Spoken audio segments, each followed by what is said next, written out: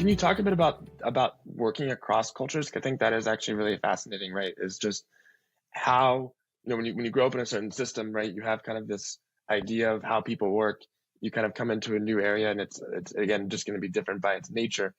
How did you find, and you had, and usually again when you think about it, most people, do this as like a, when they're an executive assignment, you kind of did it as your first assignment to go international in a sense. So, again, how did you kind of build those bridges between the cultures, and what did that teach you by doing that earlier in your career than, rather than say when you became a VP and then you go to become kind of a country head or something like that? And I think the younger in age, the earlier in your life you do that, where you hopefully would be more dynamic, where you hopefully would be more open and tolerant, even though I don't believe that's necessarily just a function of age.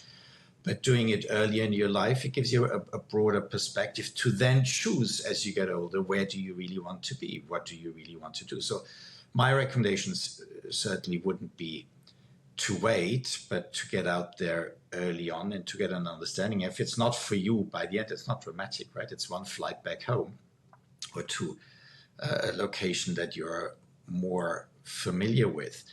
But getting the exposure and understanding what opportunities are out there, I believe you want to do that at younger age, rather than when you're perhaps already a bit more settled. And so I was just wondering kind of maybe how you can talk about making that decision, to maybe go from a little bit something safer to something where you kind of have that growth mentality, and why did you choose that? Yeah, I didn't, and I don't view it as a risk. However, when I left Hyatt, actually to do something entirely else, and I worked for a startup. I was a partner in a startup in a completely different industry for a year, at a time when Hyatt offered me to become general manager for the first time, which I was super grateful for. But I was very young and I thought I can do it. But I believe that's an opportunity that will be there. And I think in our industry, you have these opportunities to grow. And so I did something entirely different for a year, speaking to VCs and banks and financing a business. And I gave myself a year because I really, really liked hospitality and what I did.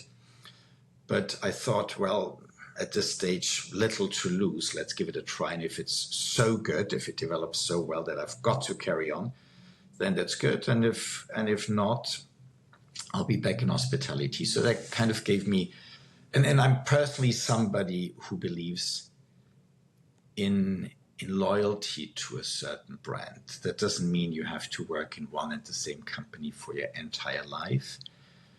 And it's a personal decision, but I still think that through your career, you learn something by developing relationships and growing with one organization for an extended period of time, rather than just, as I know some do, just for the benefit of a promotion or a next title to go to the next company and the next company, the next company. So I just wanted to ask if there was one piece of advice you would have for young professionals today, going into the hospitality industry or not, or one thing you would have done differently in university. Could you kind of give that one piece of advice? There's so many different ways of starting your career or being successful, but I would highly recommend that not being vague about what you want to do, right? Educate yourself about the opportunities, decide what you want to go for, and then go for it, rather than keeping all options open. And if you feel 2 years later or 18 months later, whenever it is, that this is not for you, then you have the right to change your mind and to go for something else. But commit, and then really focus on it and go after it.